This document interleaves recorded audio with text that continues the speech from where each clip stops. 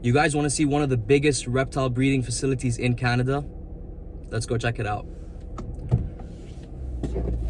Seatbelt first.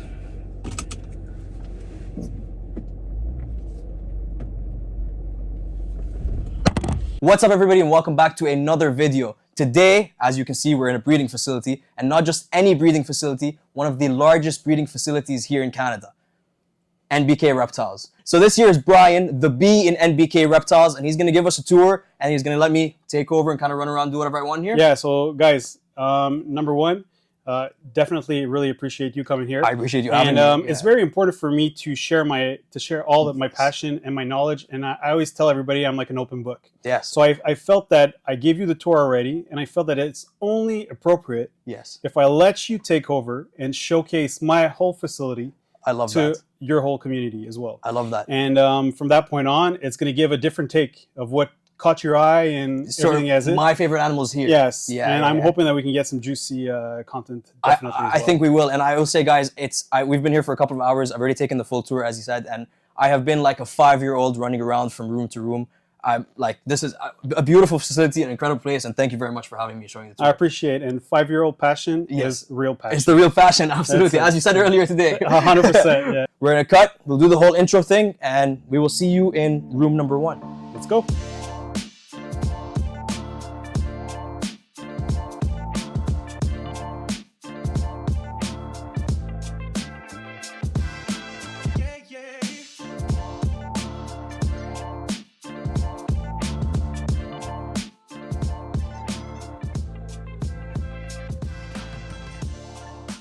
Okay, so you guys know that I don't know anything about ball pythons, and I know nothing about ball python morphs. I'm starting to learn, we're kind of getting into it, but I think one of the cool things about me not knowing ball python morphs is that when I see all these cool different patterns, they stick out to me for their visual beauty and not because of the genetics or the percentage of this or the het this or whatever. So I'm gonna show you the coolest bunch of snakes that I saw here that I think are just extremely visually appealing, starting with one of Brian's newest projects, the gorilla line.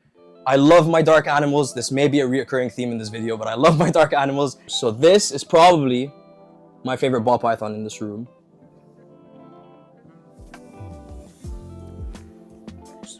You call it the gorilla line? Yeah, so this is basically a gorilla blackhead. And that's why like the blackhead is a known ball python, like a morph that a lot of people know, but with the gorilla, it interacts so well and just like crisp that black and almost like makes it velvet.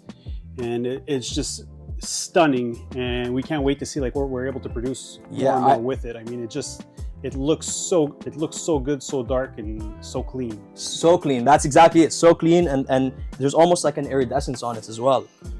Yeah, like I said, I love my dark animals, and this is probably one of my favorite ball python morphs ever. If definitely the one in the room, but probably one of my favorite ball pythons ever. Crazy. Also, you guys are gonna see me sweat a lot in this video. It is hot in here, but obviously it's a reptile room and it needs to be just as hot for the reptiles. But we're gonna put this guy back. It's our Middle Eastern blood. It's exactly. We're used to sweating. Slide back in. All right, perfect. So this female right here, again, going back to the dark line. Oh, she doesn't really want to come out. Hello, you're okay. She's a biggie. Yes. I wanna try to act like I know stuff, but I don't. So please tell us a little bit about this morph. This one is a cinnamon JHI yellow belly. Honestly, like they're very basic and known morphs in the industry, but together they just managed to make like this beautiful dark animal. And that's what like so cool about the ball python world is that you never know how the mutations are going to interact together. Sometimes the most basic stuff makes some incredible stuff. Again, dark animals are not for everyone, but this is one of our favorite. And we were talking about the gorilla, and we were just wondering how adding the gorilla to this snake is going to make it look, because we know that is going to be insane as well. So you guys are already producing babies from this female? Definitely, yeah. She has given us eggs in the past, and then she's already getting ready to give us some more. And then finally, I think we'll show you one more snake in here. Yes, but first I'm gonna Especially when we cut down the fans and everything. Yeah, it's definitely hot in here. Yeah. Awesome. You can take all the way. I can take all the way out. Okay, perfect. So this is another female, and just already, like, look at that color on her.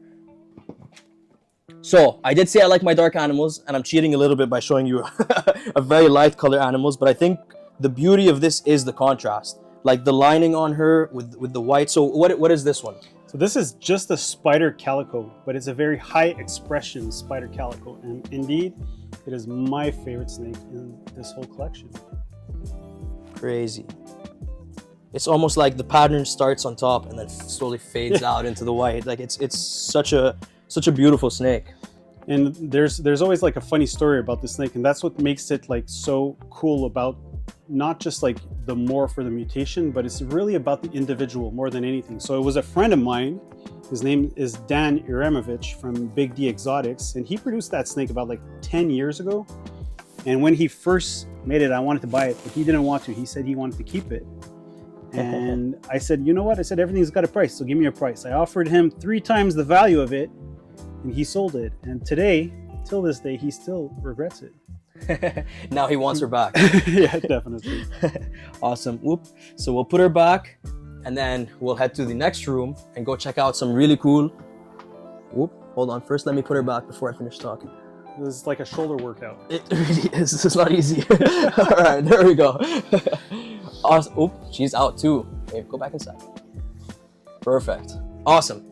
We finished the ball python room. Let's go check out some really, really cool leopard geckos. Let's go. Okay, guys, so this is the leopard gecko room. I guess one of the leopard gecko rooms. But this is the room where, once again, we're going to stick to this theme, where we have the dark night leopard geckos. I'm going to start with them. Once again, I love my dark animals. And so let me ask you this as I pull this beautiful black knight out. This is a female? Yes. Awesome. What is the difference between a black knight and like one of the other, like this isn't just a normal morph, is it? Well, basically the black knight is a selectively bred leopard geckos to be able to produce like some really, really black looking ones. I mean, like this one is a outstanding specimen. They're not always all black like this. I mean, crazy. I mean, how insane is this? Right? Crazy. So I mean, they've been like breeding, selectively breeding for like over, probably over 10 years, I think. And I mean, look, the pupils on this snake, on this lizard is insane. And I mean, so they've been breeding them together, but like for us, the only problem that we have with them is they've been inbred so much that we have to outbreed them, because they're much smaller than other leopard geckos that we have, but in size. Nonetheless, in size, yeah, but nonetheless, they're amazing looking. I mean, I can't wait to produce more. And the black leopard geckos, they have something on me. Yeah. Absolutely. I love them. Black animals in general, like they're absolutely incredible. Okay, so also the tangerine line you're working with? Yes. So like we have like tangerines, we work with a lot of them. Like, I mean, I like everything that's orange. I think it's... Show off some of these guys. Was it this one? Yeah, yeah, I believe so. Yeah. You can take the whole bin, yeah. Or I'll pop it behind me here. Yeah, perfect. Yeah, so basically we like, I like to work with the black and the orange. I have like this little project eventually to open a booth and have like a black and orange like coloration of leopard geckos like everywhere. Kind of showing the contrast on the table at the expos. Yeah. Definitely, yeah. I mean, and this is beautiful. So these are like just like super hypo tangerines because they don't have any pattern. You can see that nice carrot tail on them. It's beautiful. But the goal is like that orange on that tail is so crisp that's what we want on the whole animal, and that's why. So like the next ones we're about to show. That's it, yeah.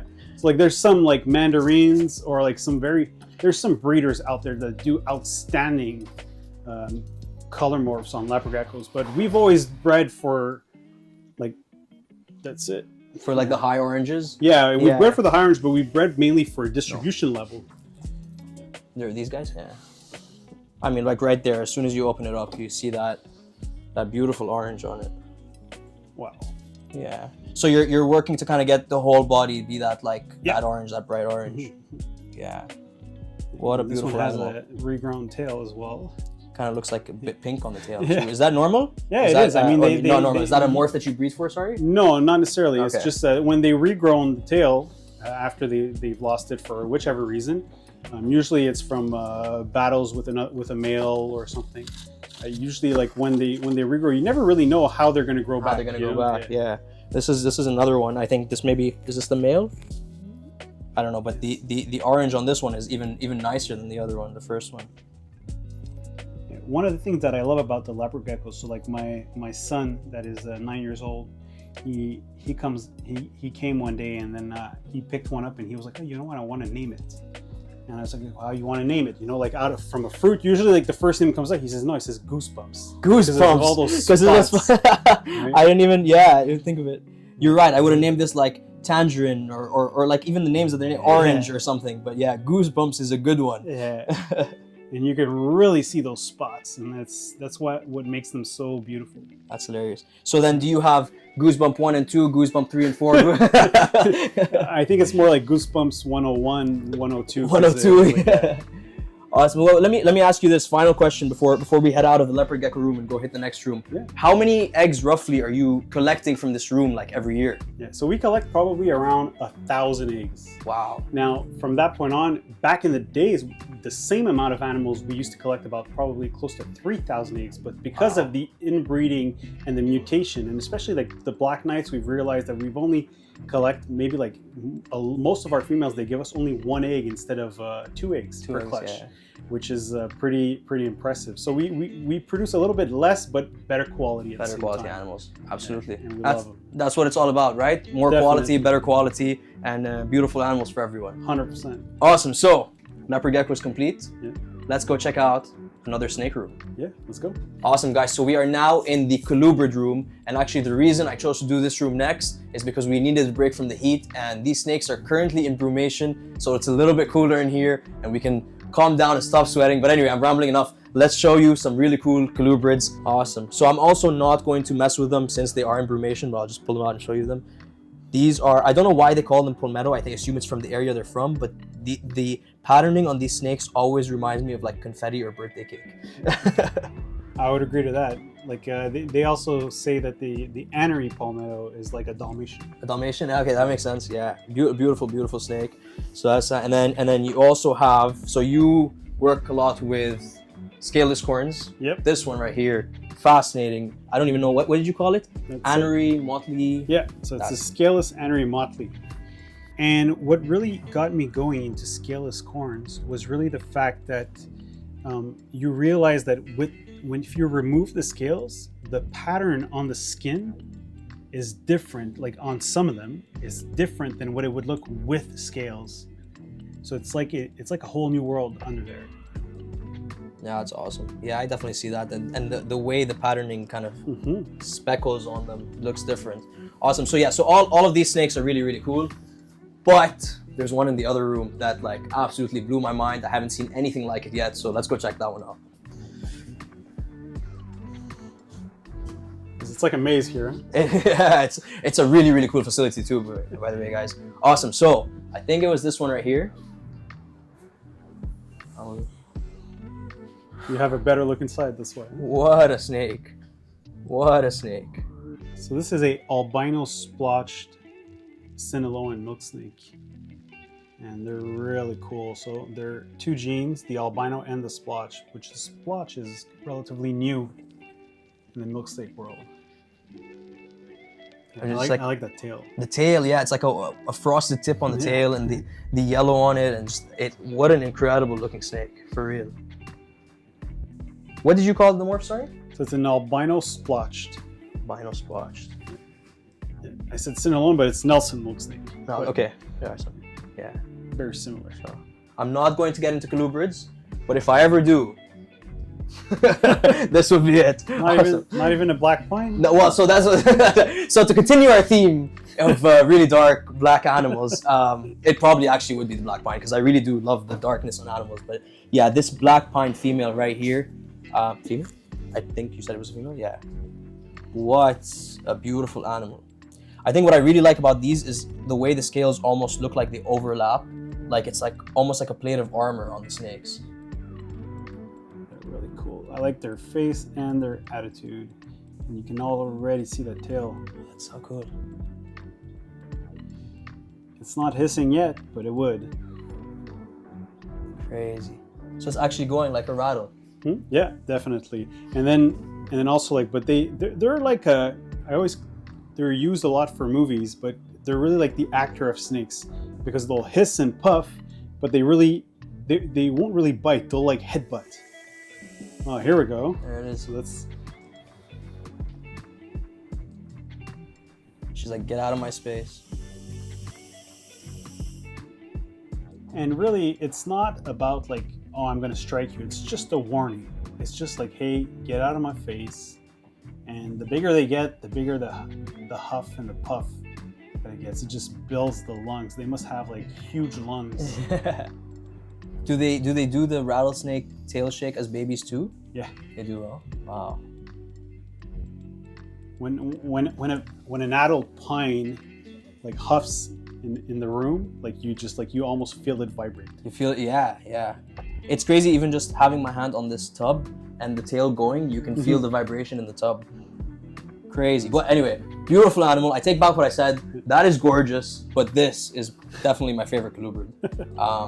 Again, I just love the dark animals, and this honestly looks like it has a plate of armor on it, and it does the tail shake and gorgeous snake. I'm gonna stop obsessing over it. Let's go check out the next room. Yeah, let's do it.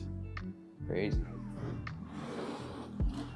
Now that we've seen the big colubrids, let's stop at this area here and see some of the baby colubrids that are not being brumated this year because they're too young. So, again, keeping with the theme of cool color, I guess we moved off the black now. We're just doing cool colors now. But I think it was this one right here, yeah. So we got a little bit of like a almost see-through, I feel like. I don't know what the name of the morph is, but it's almost like a see-through pink, like a salmon. Yeah, this one's a scaleless albino tessera.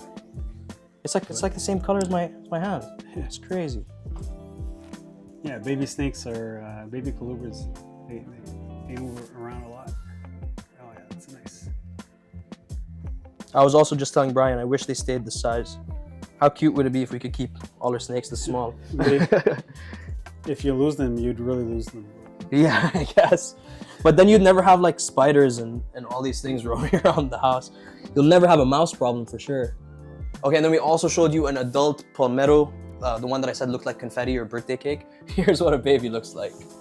So you can see already the freckling and the patterning has started on it. Yeah, it comes right out. It's really like the scales. You can pinpoint exactly how many scales.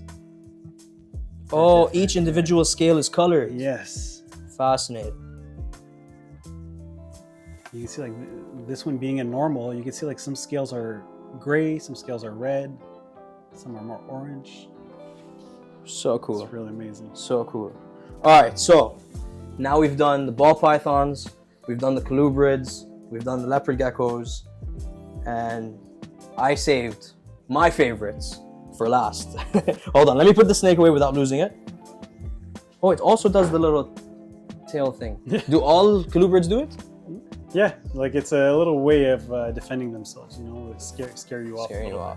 Awesome. Okay, so anyway, as I was saying, we've seen all these awesome breeding rooms, these awesome projects, all these awesome animals, but there is another floor even. Yeah.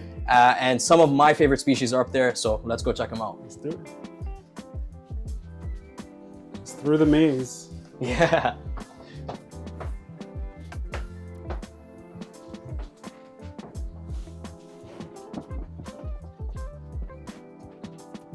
So this is the big snake room.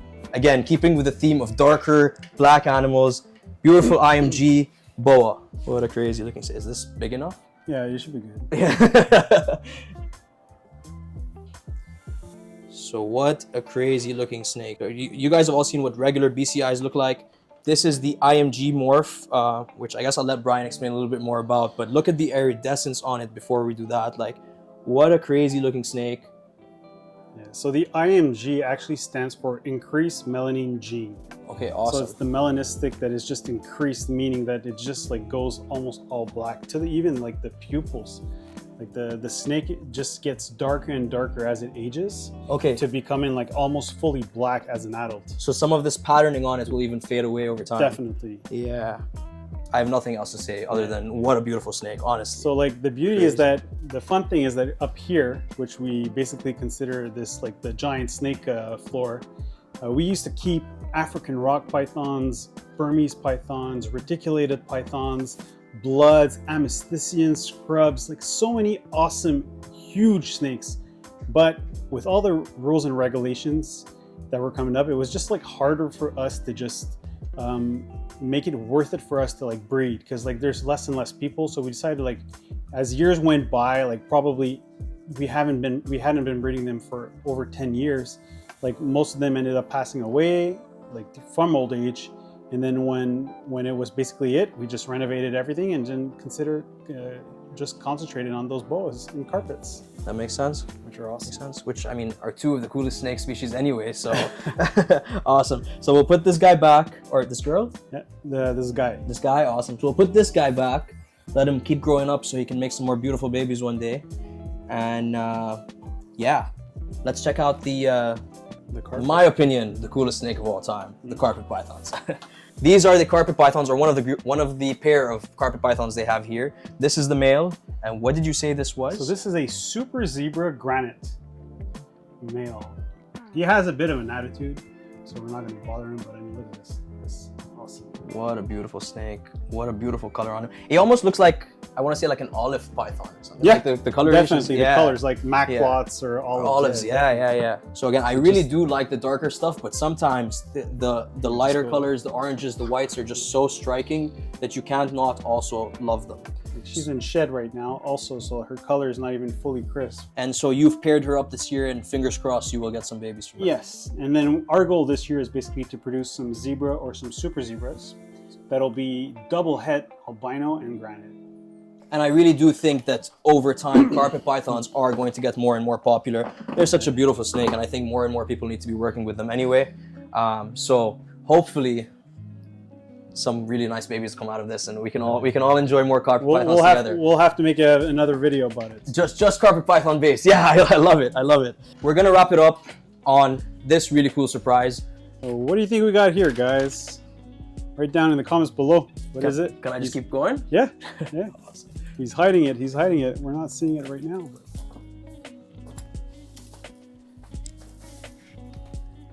I don't even know if I'm strong enough to move them. So these guys are, I'm sure you already recognize them, sulcata tortoises, one of the largest tortoise species in the world. And yeah, what's their story, man? So basically, for us, it's not about breeding them. So they're just like either rescues or pets that we use for educational purposes. So we'll have, we can pull them out, have the kids go around and feed them. And I mean, there's nothing better than feeding a leaf of lettuce to almost looking dinosaur. And I mean, look at those legs, those spikes. It's crazy. So this one right here is the male? So this is the male. And this one is a female. And then how much do you think they weigh? Actually, we'll do that. Let us know in the comments. How much do you think these sulcata tortoises weigh right now? I'm gonna take my guess first. I already took a guess earlier. I'm gonna say around like,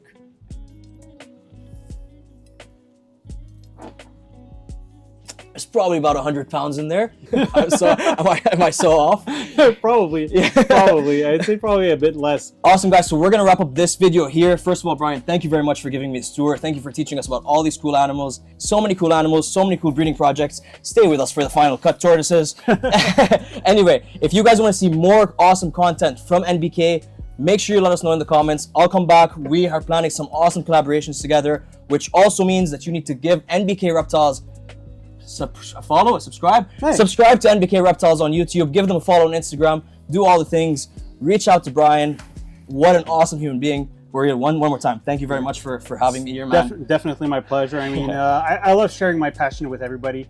And I mean, you guys, if you follow us and subscribe to our channel, what you're going to get is really going to be about raw footage about what I do here. So it's going to be about just like what I do on a day-to-day basis, or throughout the months, the breeding, the caring, and then just some fun stuff and content that we love to share with you guys. I mean, we do something really unique in working with reptiles. Absolutely. And we're so lucky to be able to do it. So like sharing our passion is the most important thing. Yeah. And at the end of the day, I always tell everybody, I said, like, no stress, life is good, and just enjoy what you're doing, guys, you know? That's exactly it. No stress. We work with animals. We have no reason to stress, right? So life is good.